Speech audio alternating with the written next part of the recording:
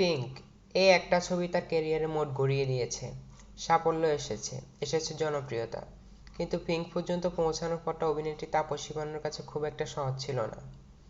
সম্প্রতি humans of Bombay নামক একটি ফেসবুক পেজে নিজের অভিজ্ঞতার কথা লিখেছেন তাপসী।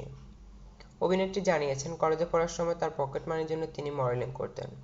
সেই সময় ছবির অফার পান। তার অভিনীত 3টি ছবি পরপর ফ্লপ করে।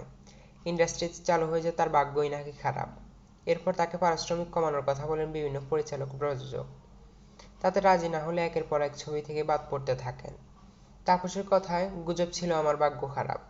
আমি প্রথম সারির অভিনেত্রী নই বলে বহু বলি অভিনেতা আমার সঙ্গে কাজ করতে রাজি হননি।